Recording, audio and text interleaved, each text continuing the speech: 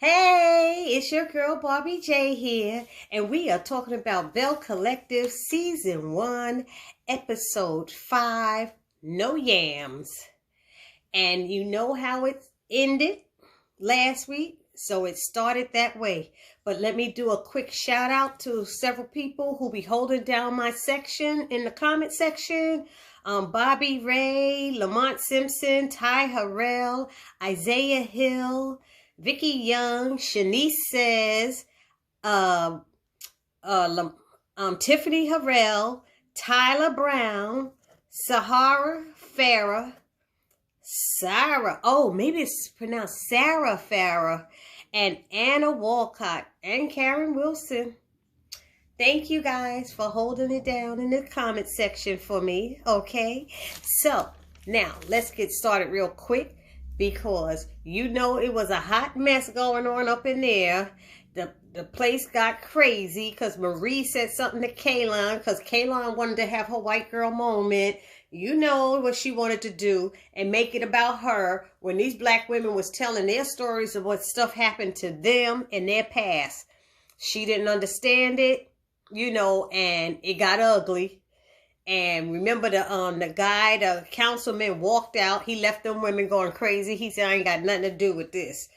But it took, I'm sick of Letitia being so weak and not pulling it together. She is never getting her group together. This is your brunch. You want to get this out, what you want to do with Ferris Street. And it took that older woman, Miss Dorothy Davis. She was like, hold up, wait a minute.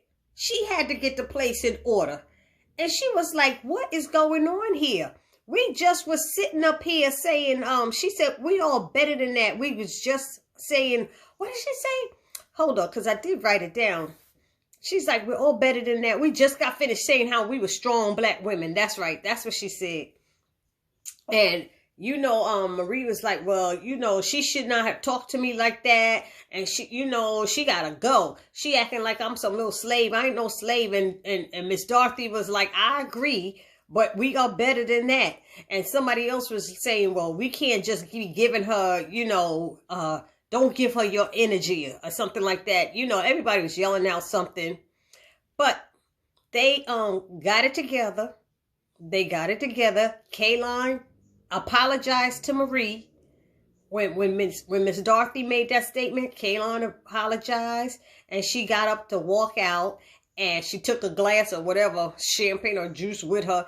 And Antoinette left with her. But then Antoinette must have came back because next thing you see her sitting there. And she's saying how proud she is of Marie. She was like, I am so proud of her. And her vision is so much more of what I thought it was going to be. And her vision. So she was proud of her vision about Ferris Street. And as well as Marie and Essie. They were so proud of her because she finally got to tell it. Letitia finally got to tell it. Told me, I had to get the group together. Girl, you didn't get nothing together. You were pitiful. She was pitiful. I'm sorry. But she finally got it together. She said what she had to say. She made her speech about Ferris Street. Everybody was clapping. Everybody was holding hands, you know, or hugging. And, you know, and it sounded good to everybody. So, Essie, like I said, Essie and Marie were the first ones to say they want to be a part of it. They see her vision. And it's just wonderful. And I'm glad Antoinette saw that. Too bad Antoinette didn't know about that before she did her dental practice, because who knows where she's putting her dental practice, you know, because later on, that's where, what's her name? Kaylon came to see her, a couple of days later or the next day, whatever it was, at her dental practice that's being built out. And they had a little conversation. It was brief, you know, about the, brunch. But basically, you know, Antoinette was telling her, you know, you just have to, Kaylon was like, well, I thought I was going there to network, you know, and meet other business professionals and learn some business strategies and stuff. She's like, no, well, you know, and she let her know you were in a room with a room full of black women and they were telling their experiences. It didn't have nothing to do with you. this was your opportunity to listen and learn and hear what they are going through. Even if it doesn't refer to your family, hear what other people are going through and pay attention. And she said, and I didn't feel like I should be speaking up for you. They needed to hear from you what needed to be said. She said, that's all part of growth and growing up. So then she went on and showed her how her dental practice was going to look. And she walking around, all the studs are up. The wall's not up yet. The sheetrock's not up yet. But they going through. And she's like, I'm going to have a yoga studio. And she was like, gosh, girl. She said, so I could teach yoga on weekends. And she said, you're just going to be so busy. She's like, girl, please. But that's her dream. And she said everything she loves to do, her dental work and yoga, will all be in that place. So she said she's going to have something called us. What is it? A sip and see? A sip and see, where she had these entrepreneurs to come. But she wants to have it within a month. But we don't know if her practice is going to be ready within a month. So she going to have to, I don't see it happening. Because they would have to be there working every day. I don't know what's going on. But I know I'm not feeling Kaylon much. Hopefully she'll get better. And 2 weeks ago, I wasn't crazy about Antoinette because I thought she was getting catty when she talked about Letitia's brunch. But now that she has changed and turned the page and she, she spoke to her white friend and hipped her to how she should behave and act.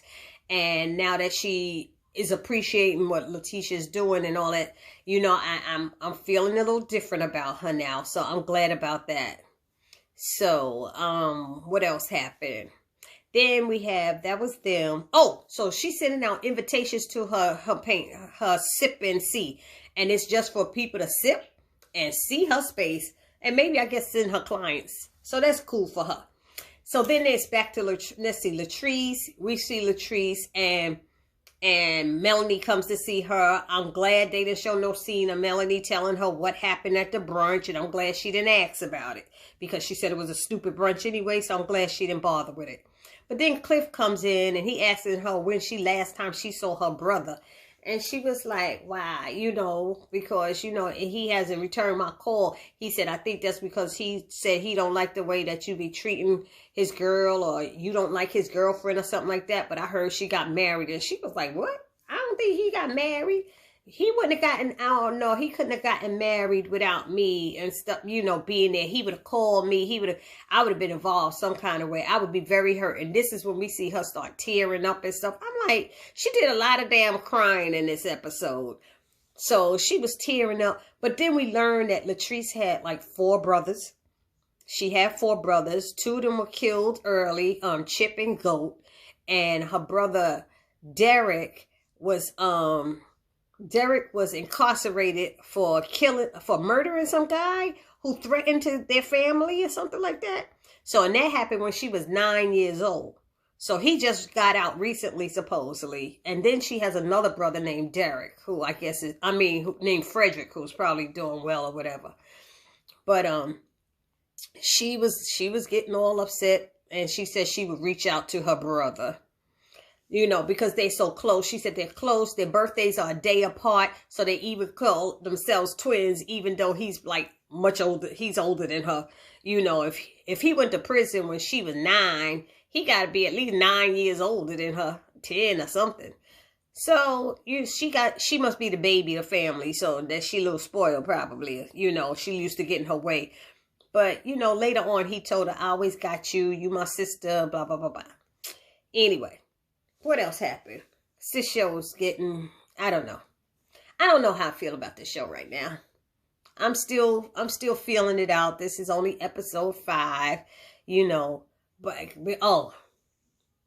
now we have Letitia. We meet her son, Joshua, and we meet her husband, Glenn. Glenn, I'm not feeling. I don't know about y'all, but I am not feeling Glenn. Something about him ain't right. Something about him is working my nerves. And I know there was some infidelity in their marriage. Y'all let me know down in the comment section. But I'm not feeling Glenn at all.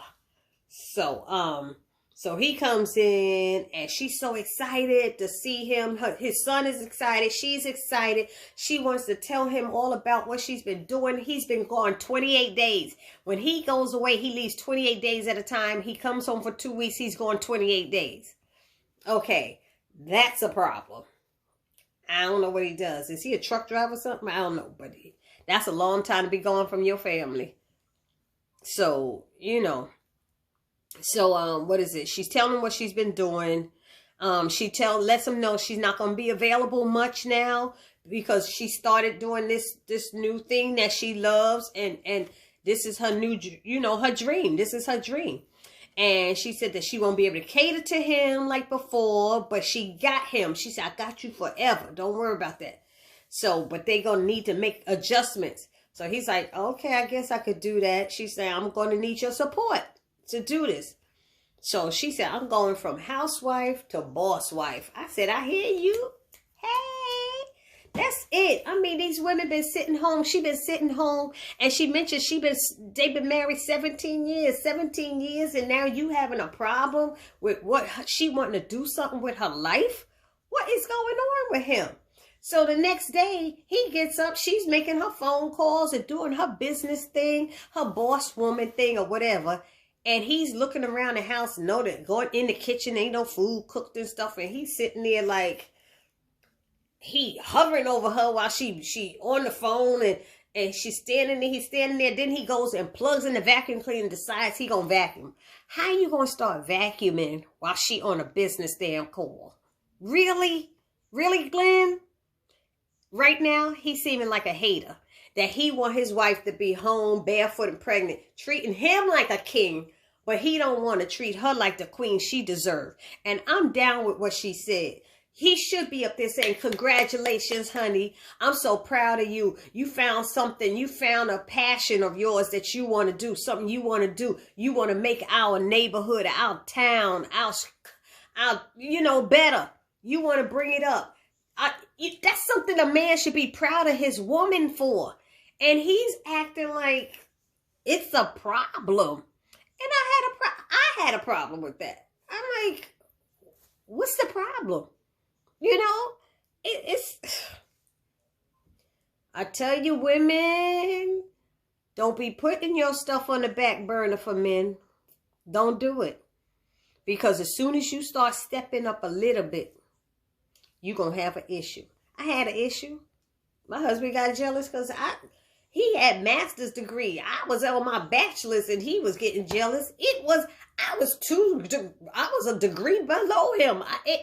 It happens. Don't let no man take your passion, your joy, your dream away from you. Never.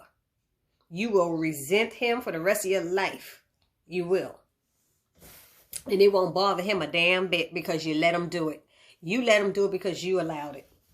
So anyway, what was I saying? I'm sorry because I went off track. Sorry, y'all. Letitia, so Glenn is coming over there.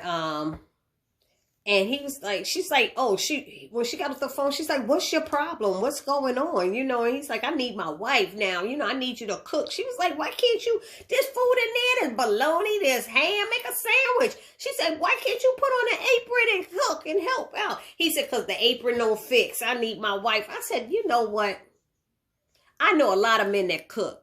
I know a lot of men who do stuff around the house and help out. Dude. Just because you've been gone 28 days don't mean your ass ain't supposed to be taking out the garbage and the trash and cooking like everybody else. You gonna come home, be treated like a king, and then leave again. And you probably out there cheating with some other woman. I believe, because when he mentioned contract, that's when I knew. I was like, yeah, I'm not feeling him. But he was like, yeah, there ain't no yams up in the kitchen. Matter of fact, ain't no yams in the bedroom. I want my wife to be cooking me some steak and some chicken and some yams and some this and some that. I was like, dude, she just told you what she's doing. Did you not see the joy on her face? How proud she is of herself. She was like, I'm finally doing something. Why can't you support me and appreciate it? Oh my God. Y'all gonna give me a minute. Because I have issues with stuff like this. I really do. So he's like, where's my wife at? She said, I'm right here. I'm right here working. I'm doing this. This is what I'm doing for us, for us. He said, you always saying it's for us, but I don't see that it's for us. You ain't letting her start it. You ain't allowing her to begin it. She just got into it. Come on now. You know, she's like, say congrats. You finally doing something. Oh. And then she said they've been married 17 years. 17 years she been catering to this man. And now she want to do something and he have a problem with it? Come on, women. Come on, ladies. Come on, females. Come on, sisters. Don't let them do it to you. Don't let them do it. Be strong. Follow your dream. So then he told me, you know what? We need to do a contract. She's like, a contract? What kind of contract? Yeah, we need a contract. She was like, nah, I ain't signing no damn contract. I don't know what you talking about. He's like, you know what? You've been acting all brand new and stuff. I said, he jealous. He jealous of her. And he talking about a contract to support himself. What the hell does he do? What does he do? That he's going 28 days and want a contract. What kind of contract is this he want? She was like, you for real with this? She said, oh, you serious? He said, yeah, I'm dead serious. She was like, man. She said, if you want to go there, she was like, what about the proposal? What about the proposal? She said, and the renewal of our vows. What's up with that? She was like, I ain't doing no contract signing if he ain't doing no proposal. He said, well, you know, we got to talk about that. We got to see about that. No, what the hell? I think he been talking to some other men. See, when your man come home acting like that, he done been talking to somebody. Some brother, some friend, some co-worker done gave him some damn advice that he think he gonna follow. But I don't know if it was a brother, but black women don't always put up with that stuff. So he better watch himself. Because Letitia's she gonna snap on him, I bet you, one day. Even though she's soft now, I have a feeling by the end of this season, she might be a little tougher. Especially with the women she hang around. Anyway, what else? Let's see. So she said, oh, so you come home for 2 weeks and I'm busy and you can't treat me like the queen that I've always been treating you like the king? You can't do that for 2 weeks? He said, nah, because it's getting too much. I don't want to do that. I expect certain things when I come home and that's what I want you to do. I was like, this is some bull crap. I was like, I can't take him no more. So let's move on to him. Then we go to Latrice. And Latrice is doing something for her brothers. She said every year she does something for her brothers who died. And it's a whole thing with the family. And she said they have a huge family, a loving family, a close family, you know. And we find out that her little nickname was Punky. Because when her mother, they were all dressed in white. And her husband, what's his name again? Cliff. He said he gave her idea of something to plant trees in honor of her brothers. But when she was talking, she kept saying brother, like one brother. And then the next thing she was saying brothers or two of them or both of them. I was like, what the hell? Are we doing this for one brother or two brothers? So finally, when they got out there, she made her speech. What is it? A relative prayed over the food. They ate, and while they was eating, who came? Her girls showed up. Mel and Antoinette. They showed up, and they jump in the cart. What was that Antoinette had on with the little hot pants, shorts on? I don't know if I thought that was appropriate attire. Yeah, she had on all white, and then she had some poom short jeans on. I don't know. I don't know. I thought it was out of line. This is like a memorial thing. Don't come in your poom hot shorts. Okay, hot pants. I'm sorry. I just thought that was a little tacky. I like that top she had on and stuff, but we're not trying to pick up one of her relatives, okay? Dress appropriate for other people's events. It's not your event. Poom shorts are not appropriate. I just wanted to add that. Antoinette, thank you. So anyway, so they come in their pumps and their heels, and Cliff drives up in a golf cart, and they jump in it because they got on 3, 4, 5-inch heels. walking over dirt and grass, and the rest of the family walks over on the grass to the area where they dig up and plant these 2 trees. I don't remember what type of trees, if they even mentioned what type of trees there was. But then her mother speaks, and she talks about she shares a story, and she shares the story, and she's calling her Punky, you know. So we know that was her nickname. And then her brother Derek speaks, and he shares a story. But Frederick, her brother Frederick speaks and shares a story. Derek wouldn't share. Derek walked away. He's the one that was incarcerated, has the girlfriend that they don't like, supposedly. So it's over, and they go back to the house, and everybody's chilling and talking and eating and stuff. And so she goes over to her brother. And that's when we learn that the brother had an ex-girlfriend that he has a child with, and they like her. And the girl was homeless, and her mother moved the girl and his daughter into the house, you know. So he's like, he gets upset because he got to see her when he comes to the family events. That's why he don't want to come. And he got this new chick, you know, and the new chick is saying they don't really like me, or they don't treat me right and stuff. But he and Latrice had a heart-to-heart. Derek and Latrice had a heart-to-heart. And they kind of settled things and got a better understanding for each other. And I think that was, that was cool.